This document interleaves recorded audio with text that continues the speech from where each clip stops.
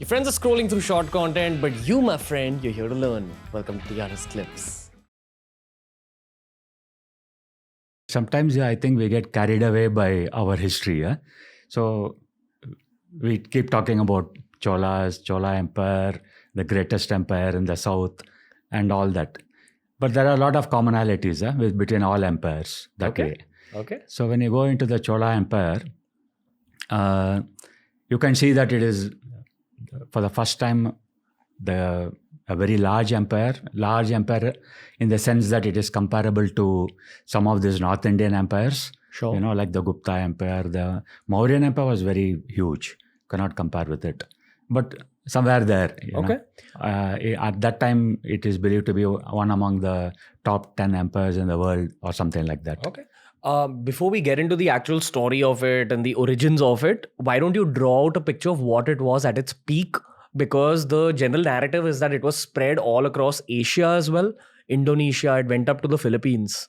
From India to the Philippines. That's insane. Is that the peak of the Chola Empire?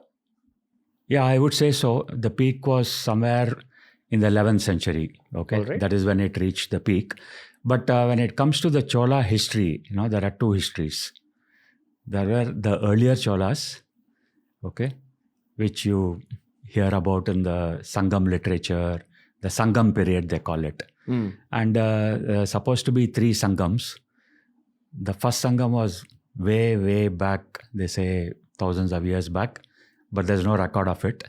So when it comes to history, you have to go by records. So in that way, the third Sangam is when you get all this Sangam literature, the poems, the epics, and so on. What right? happened in Sangam 1 and 2? Sangam 1 and 2, nobody knows what happened. All that you know is that they all happened in Madurai. Okay, that was the capital city of the Pandyas. All right. And at that period, there were 3 kingdoms, you can say. They were not yet empires. There were this Cholas, there were this Pandyas, and then there were this Cheras. Okay, the Chera is more the Kerala side. The Pandyas south of Madurai, Okay. and around Madurai. And the Cholas were around the middle of what is Tamil Nadu now. Which is modern day what? The modern day Tanjavur, the Kaveri River, Right. on either side of that, Right. and the right stretching up to the north. But in those times, in the Sangam period, again, little bit I'll come to what is the period that we call Sangam period. Some people say that it started at 500 BCE, 500 years before the Common Era. Right. Some say no, it's a bit later, but there's a lot of digging going on in Tamil Nadu, and every time they dig, they keep saying that, the dates have to be even pushed even earlier. Yeah. Because they're getting all kinds of potsherds and bronze, metal sculpture and things like that. So all this put together, it keeps pushing the dates back a bit. Yeah. And it is almost like coming to the dates of the Mahabharata and the Ramayana, which is supposed to have taken place in the beginning of the first millennium before the Common Era. Okay. That is somewhere, 100 BCE or 200 BCE. So it's slowly getting pushed back for quite, I think it is more or less amounting to that, in the sense that there is some continuity between all the civilizations in India from the north to the south. Because even at that time, there was a lot of migration, a lot of trade, a lot of interaction between various peoples. So one can believe that 500 BC is not a bad date for the earlier Cholas. Okay, and that is the time when they created all this Sangam literature, the poems, this and all that. Madurai was the capital of the Sangam, what is called that conference. It is Sangam is a gathering of scholars. Sangam literature is very popular. Right. And after that, there was one big gap. There came some poetry, epics and all that, but somewhere from the 3rd century to the 6th century, nobody knows what happened, or Right. very little history is there. They are still trying to reconstruct something. It is called the Kalabra period. In Tamil we say Kalappirar. Kalappiral. Kalappirar. Okay. Okay. Pirar. So they set up a kingdom. Okay. Some say it is a Buddhist kingdom. Some say it is a Jain kingdom. So there is a lot of that is supposed to be a black period, but black for whom? I don't believe that it is really a black period. Maybe for this anti-Buddhist, it could have been a black period. In Sangam literature, they describe a dark age. No, this is after Sangam literature. Okay. Sangam literature stopped somewhere, let us say, the 2nd or 3rd century of the Common Era. All right. And from the 3rd century to the 6th century, there is a black spot, a black hole. Game of Thrones is going on. Something is going on. Some war. War, and everybody reports it as, they don't know what's happened. It's a kind of a black period. Okay. But it doesn't appear so, because literature was kept developing. Okay. And the Buddhists and Jains were taking a lot of interest in that region, because Buddhism, when it started spreading, and Jainism, when they started migrating to the south, because in the north, they were sort of losing popularity. Okay. So they started migrating to the south, and a lot of influence was there at that time in Tamil Nadu. Unbelievable. Okay. Today you cannot see that kind of influence, but there were hundreds of Buddhist monasteries. There were hundreds of Jaina, what they call the sangams and the temples.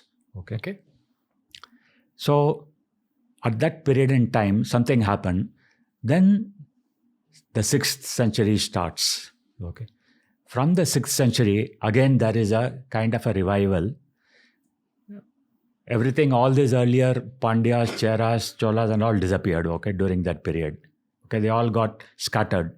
Some went to Andhra, some went to Kerala and all that. They got scattered. So when it came to the 6th century, the Pallavas from the north, they originally came from the Telugu belt. They came down to the south, and around near Chennai and what is called Kanchipuram now, they set up their empire. That was their capital. Okay. It was basically North Tamil Nadu. They set up their capital, became very powerful, and then slowly grabbed quite a bit of land as they advanced to the south. So at that point in time, they were the most powerful. Okay. Do you not want to talk at all about the Pandyas or the Cheras? Cheras? Yeah. Who were these people? Like, these were just kingdoms that sprouted up?